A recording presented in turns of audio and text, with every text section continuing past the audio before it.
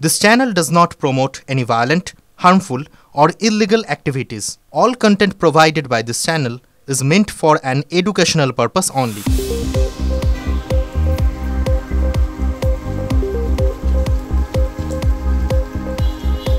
আমার ৮ বছরের লড়াইয়ের একটা ধাপ শেষ হলো।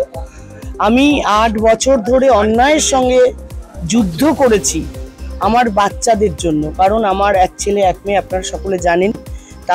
তাদের উপর, আমার উপর ছাড়ুন, তাদের উপর যেভাবে অত্যাচার করা হয়েছে মানসিকভাবে, সেই লড়াইটাই আমি ৮ বছর ধরে লড়লাম। এবং আমার সঙ্গে আমার শ্বশুর বাড়ি, আমার বাপের বাড়ি, এই সমস্ত অ্যাডভোকেটরা ৮ বছর ধরে লড়াই করেছে। আজকে আমি বিশ্বাস করি যে আজকে আমাদের যে রায়টা, এটা সমাজের উপর খুব বড় প্রতিফলিত হবে, কারণ পুরুষ শাসিত সমাজে মহিলারা যেভাবে নির্যাতিত হয় এবং ক্ষমতার কাছে তারা হেরে যায়, আমি সেই লড়াইটা দিতে পেরেছি।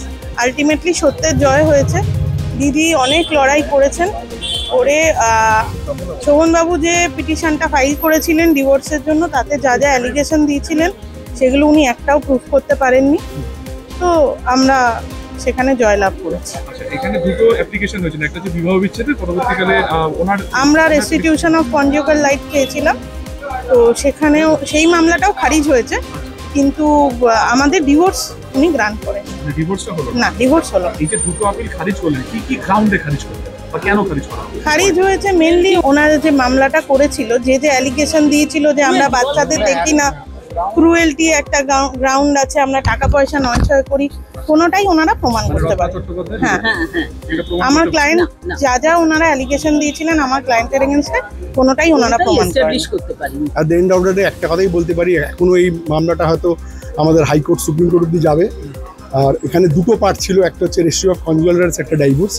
তা আমাদের ব্যাটেল ইজ হাফ ওন। আমি অ্যাজ আ প্রফেশনাল ম্যান এটাই বলতে পারবো, কারণ the battle doesn't end here.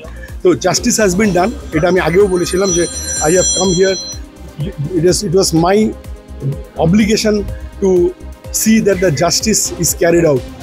I am grateful to the honorable court and to all my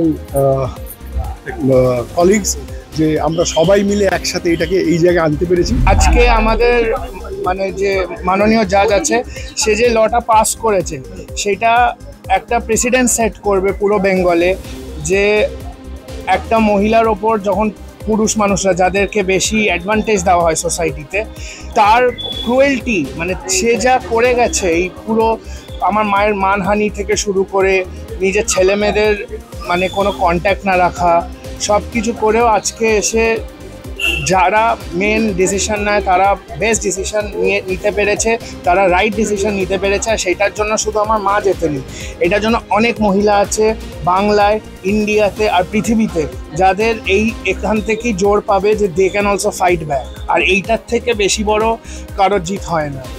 একটা বিন্দু মাত্র থেকে কোটি কোটি মানুষের ভালো হয়েছে, এইটাই আমার জন্য সবচেয়ে। I am opening my arms and I am telling my father that please come back.